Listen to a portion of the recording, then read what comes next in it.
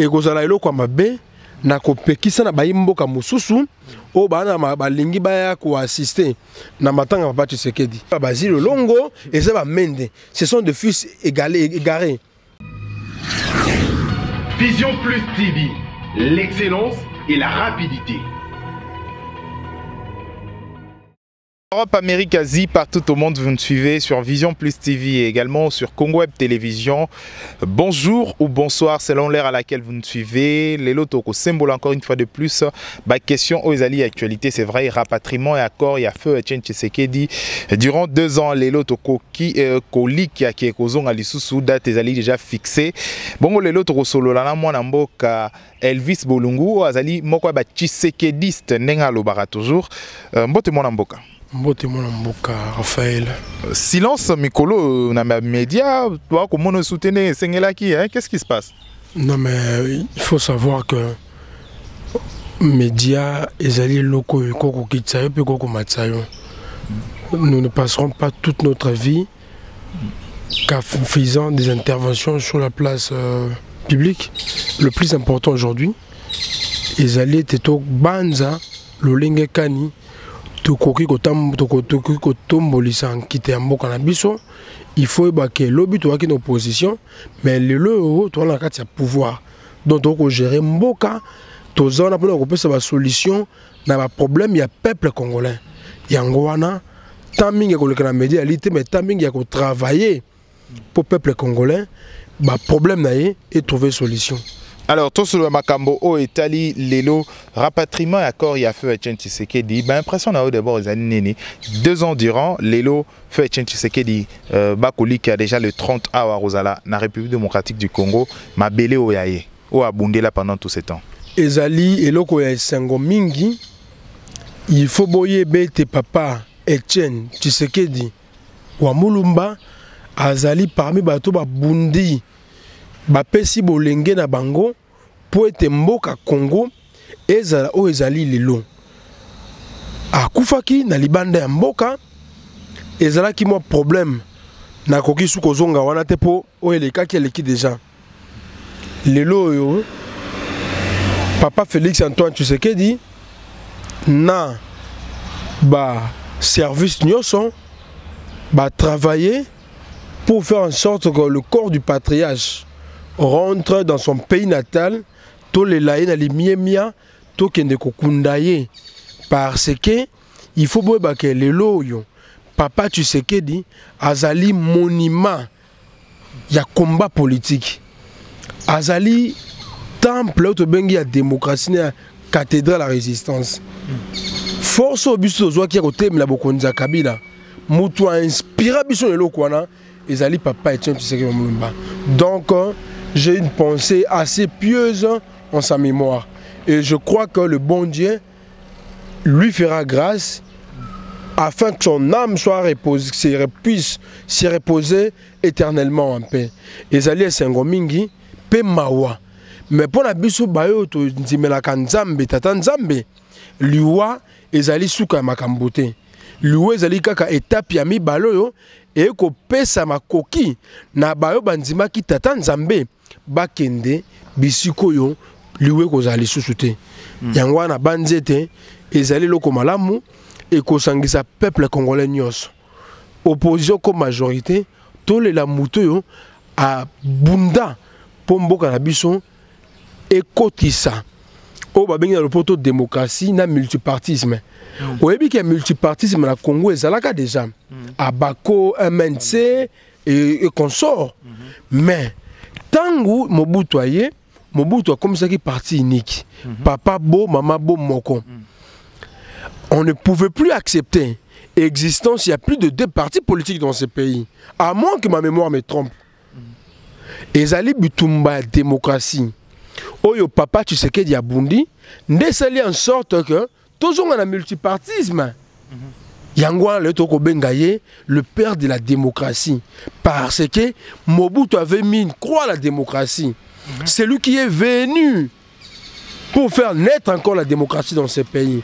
C'est pourquoi nous appelons ces grands personnages qu'il est réellement le père de la démocratie et du multipartisme en RDC. Comme vous le savez, on ne peut pas aujourd'hui parler de la démocratie sans le multipartisme. Or, le multipartisme, aujourd'hui, est le résultant, ou le résultat, s'il faut dire ainsi, de la démocratie.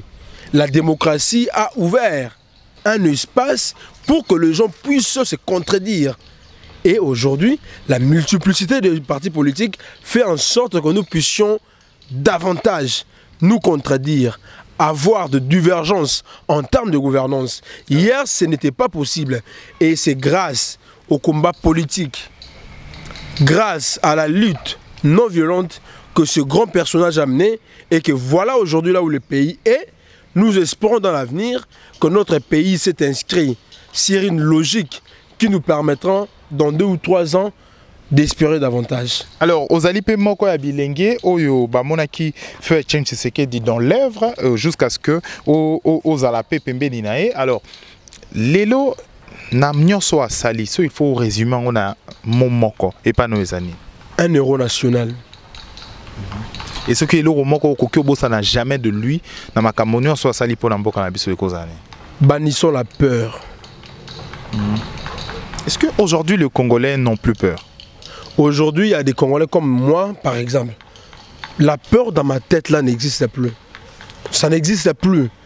Et c'est grâce à cet homme-là. J'ai eu un jour la chance de les rencontrer. On a échangé, on a discuté. C'est là où je me suis rendu compte que non, effectivement, M. Etienne Tshisekedi Mulumba était un grand esprit. C'est un grand esprit. Alors, les loto toloba na makambo, c'est vrai, ezana bato misusu ba koloba, c'est vrai ba opinion ezali un peu ya kopanzana ya bato na moto azali ko penser na ndenge nae. Pour d'autres personnes, ils pensent que bato misusu baza le bienvenu te na matanga wana. Est-ce que pour vous vraiment en tant que démocrate, est-ce que c'est pas un moment où il y a réconciliation nationale aussi lors il y a deuil nae? Je crois effectivement au jour d'aujourd'hui. Nous sommes de ceux qui pensent qu'il faut pardonner. Il faut pardonner vos adversaires. Il faut permettre à ce que ceux qui vous ont fait du mal hier, qu'aujourd'hui, vous puissiez vous retrouver autour d'une table. Si l'intérêt du pays voudrait que les choses se passent de cette façon-là. Au jour d'aujourd'hui, je crois que ce serait une mauvaise idée d'empêcher à certaines personnes.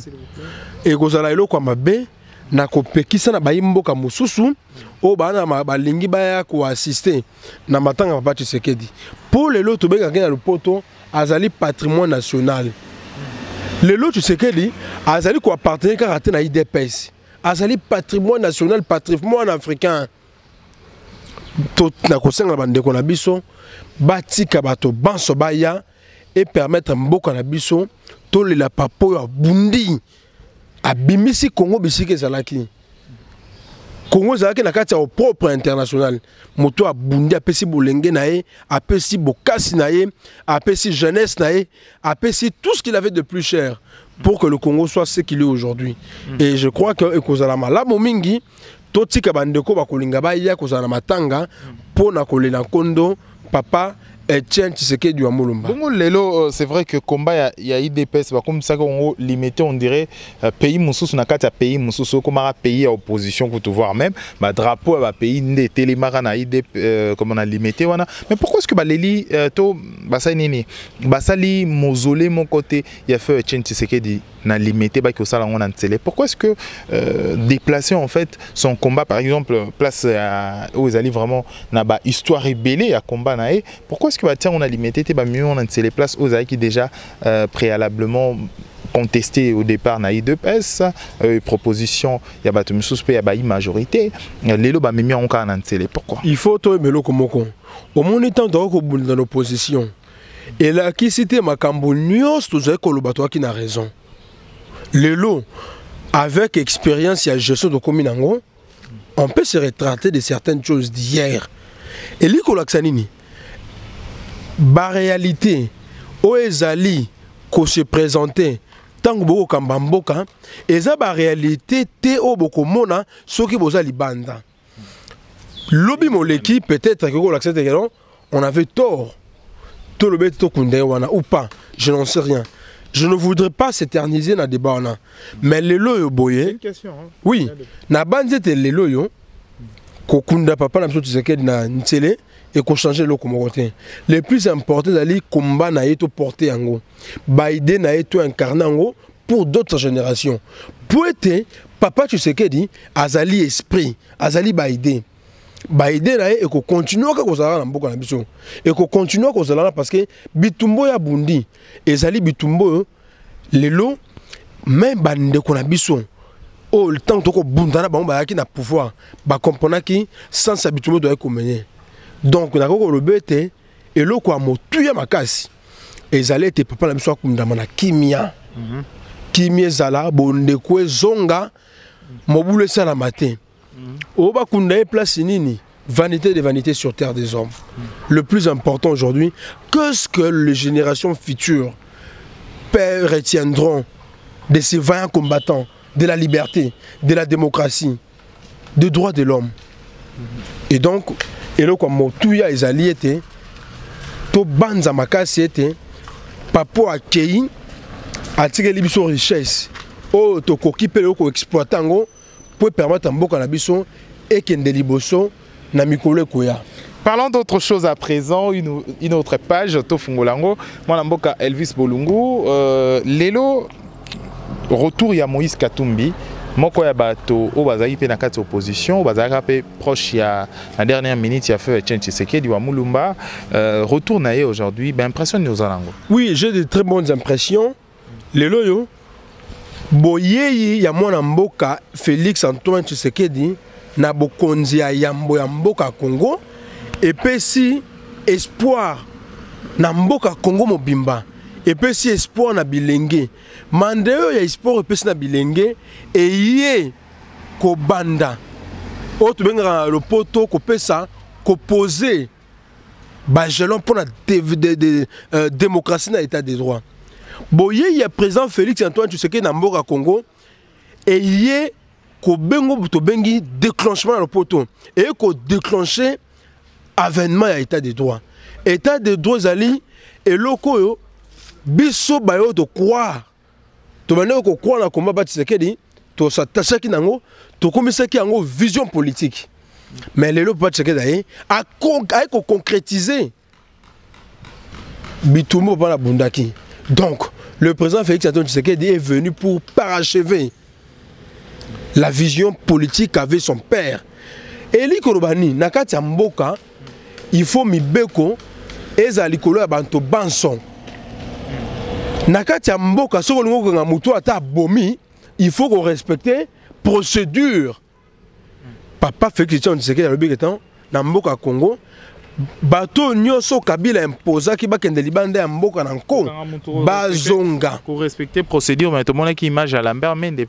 Non mais écoutez, je suis triste et on nous dénonce ça qui ango mais il faut y ba ezali conflit entre kabilistes entre Basile Longo et Lambert Mende qui sont des kabilistes mais na kati état des droits. Voilà, il faut toujours tant beaucoup bunda pour ko pesa valeur moko na mboka ba benga ka bango ba fils égarés bazanga katin eza ba Basile Longo eza ba Mende, ce sont des fils égarés carré bato ba comprendre notre vision mokonzi ya mboka mais na banzete la micro boko ba ko comprendre vision wana mais ce sont des fils égarés monsieur Mende bon malheureusement tout cela qui est misé vont dans le belete. Non ça va to ezara une monsieur Mende azalaki parmi bato ba kondu koloba que non police ko sala musala professionnel mais tango ba ko brutaliser pas ba policier ba militaire il peut encore tenir le même discours pour dire que si vous êtes au pouvoir ne prenez pas de la peine pour faire souffrir les gens qui n'ont pas de force parce que dans ce monde il n'y a que le Dieu Tout-Puissant qui reste et demeure éternellement fort. Biso batamokito ko kende. Wano ba Moïse Katumbi retour Koya Moïse Katumbi na mboka Congo et ko matérialiser vision politique à chef de l'État. Oye ko tia peuple congolais au centre de toutes les préoccupations. Vision à chef de l'État ko le état des droits. Na mboka motamakasa ko zali souté na mboka Congo. Pomba onga inde ko zali souté. ozala nani biso banso ozana sa mibeko ndeko diriger. Voilà état des droits. Mokonzi mboka alobaki ete bato banso bakendaki na exil forcé pour te Kabila linga ko conserver pouvoir na minduki na bokasi bazonga na mboka Congo. Alors ezali ba point oyo mokonzi mboka alakisi volonté politique na ye. Il y a qu'offrir un véritable état de droit na Congo, un espace où la justice est au service du peuple congolais et non d'un individu. Les juges sont indépendants de dire le droit pour que l'intérêt général, l'ordre public soit garanti. Yango to accompagner mokonzi mboka la bitumbo état de droit. To poser fondement oyo ko salete lobby mokoya, to solution ba to makasité o ba ko vendre éternellement la pouvoir. Génération la biso ba Elvis Bolungu, ba Ted, ba Joseph Mbouyi, ba Ndekolanga Mike Mukebai, malgré to kabwana en termes d'idées, ba Daniel Safou. Ezali génération ba to ba comprendre qui bagarre pour faire partir Kabila. Lelo attaque Mike Mukebai politiquement, to kabasu ba idée mon côté, mais à un certain moment, nous étions unis pour sauvegarder ce que notre peuple avait de plus cher, sa liberté. Yango na ko lobete fo yeba ke l'autre comme le lo. État de droit mi be ko ndeko tambusa mboka na biso. Alors, ozala ministre, ozala député, ozala nani. Moto moko te lisu na mboka Congo, akoko lobete non, yenda a makasa beta tolo, to sisi yango. Alors, Koya Moïse Katumbi ezali ko renforcer l'unité nationale. Ezali volonté à chef de l'État, il y a qu'à permettre à l'opposition, basse l'opposition républicaine, pour topper ça le peuple congolais, makoki, il y a qu'à mener vie moko la qualité. Biso ba to na pouvoir. Nous sommes au sala ka malamu te. To na besoin, tous on a opposé à monter à malamu, ba critiquer makambo to ko sala pour être to comme na makoki à ko corriger o ezali mabe. Tout ça là malamu ezana na intérêt à peuple congolais. Alors tout ça Makamomusu ezali à présent, ezali vraiment se pointer. Moïse Katumbi de son retour a le but que à s'opposer na makambo o ezali ya mabe mais malamu à soutenir à mema baninga nenyo sur opposition ba mona le chef de l'État cette position républicaine. Pour nayo, est-ce que avec cette position ko permettrait Mboka se développer? Mais bien sûr, ceux qui me s'est fallu lever vers rencontrer le chef de l'État. Il n'a qu'à saisir le service du protocole du président de la présidence. Le président Félix Antoine Tshisekedi dit c'est un monsieur généreux, c'est un monsieur bon, il n'a pas de rancœur. Aujourd'hui, ce qui lui préoccupe, c'est l'avancement de la République.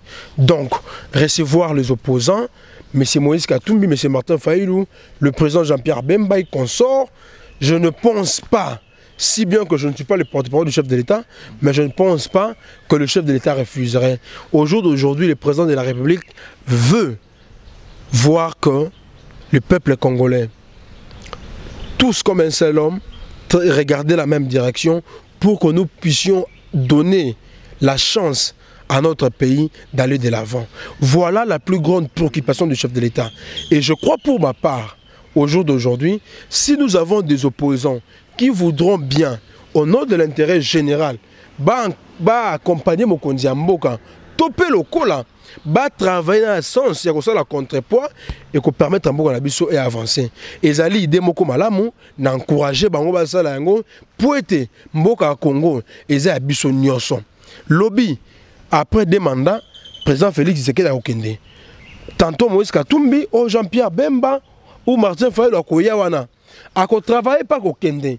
Mutumuso akoya toko bomalate pona mboka pona pouvoir biloko ya mokili mituka mapangu mbongo bomengo tokutaki yango na mokili soki po kufi lelo tokotika ngo eloko ya motu ezali tango zwi poste ya responsabilité kanisa pasi ya population kanisa ndenge mboko yo kokufa mokona mokolo tozala motema malamu ya ko permettre peuple na biso azwa bon somi ya solo tokende liboso. Merci, ça n'est fini pour cette édition. Merci, ça n'est fini, mesdames et messieurs. Dans l'édition à l'élo, to symbole qui pongo ba question d'actualité. Na mboka Elvis Bolungu ou azali moko ya ba tshisekediste bongo tosolola ki makambo ya mboka na biso allié à IDPS aujourd'hui soki balobi pe ancien à lamuka ezali lisumu te lelo non nga na tika kozala na lamuka te nga nazalaki na ensemble pour le changement tangu na moni ba opté pour na mona mboka ezali na au passé eza passé et aujourd'hui moi je suis un homme de conviction. Je n'ai jamais transigé. Ça c'est important. Ngai na tika jamais transigé na ba conviction na ngai. Je suis né tshisekediste. Si bien que na tika ozana IDPS par rapport à mes convictions. On a parmi bato ensemble mais na ki na kati ensemble, j'avais des responsabilités au niveau de la jeunesse. Tangu na moni président Moïse Katumbi aponi Martin Fayulu, bango aponi Martin Fayulu na bingai ba conviction na ngai. Et qu'on permette à Ngaïté de soutenir M. Fayulu. Avec tout le respect que j'avais à cet homme, je me suis retiré, j'ai fait une déclaration pour soutenir le chef de l'État. C'est très clair, hein? C'était à travers notre média. C'était à travers notre média. Bien sûr, là, Batunos Maïbi quand même. Et Bendelako adrénaline, et Bendelako foudre et belé, on l'a vu dans la réaction à les réseaux sociaux et autres. Mais Lelo, moi, Namboka Elvis Bolungu, aux alliés congolais, aux alliés observateurs et espace politique, aux alliés en la société à Congo, Lelo, 100 jours, il y a chef de l'État. Est-ce que vous augurez quelque chose dans 100 jours? Est-ce que c'est un pont où il faut ramener quelques Congolais dans espoir? Il y a avenir à meilleur. Merci pour la motuna de Konangai. 100 jours ya mokonzi mboka yambo. Lelo ne toko baboué. Ezali succès pourquoi? Mokonzi mboka tangwa ye na ngbende na ya bokonzi. Alobete akosali sa misala moko pendant 100 premiers jours na ye. Pourquoi misala on est kosalama? Pour ezali kokuto considérant la relance ya Congo. Lelo yo tambo na Kinshasa mobimba okomona te banzela toko bongisa na ba province na ba hôpitaux toko tonga ba école toko réhabiliter mokonzi mboka zu makanisi ya sika peut permettre gouvernement ko ya lobi et s'inscrire na idoyo et ko tia peuple na biso au centre de tout kena mokengeli esili kende na pa na bonde il y a des hôpitaux réhabilités non na Kanchacha na Kinshasa école ya bana ba officier ba réhabiliter ngo avenir commerce avenir sayo réhabiliter et donc par conséquent aujourd'hui nous pouvons espérer un lendemain meilleur avec le président de la République. Azali na volonté politique. Ce qui bozui mokonzo na volonté politique, c'est un atout majeur. Na ko yebisa bana Congo nyonso bo garder espoir. Mokonza mboka yambo akolala te akobunda pour être ba condition de vie na bino e bonga.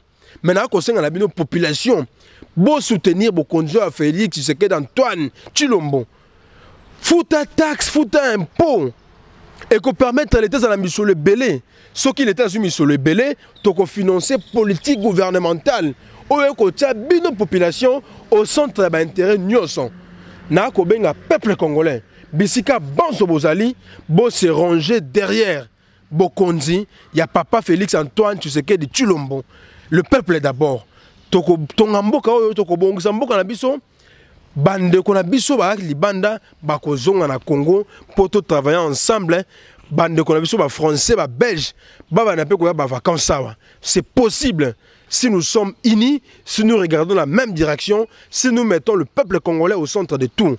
Yangwana Banzete, le 100 jours du chef de l'État, c'est un grand succès. Que Dieu bénisse le Congo. C'est par ici que nous mettons terme à notre édition, mesdames et messieurs. Tokutane prochainement pour une édition Moussoussou. D'ici là, portez-vous bien. Au revoir. Au revoir.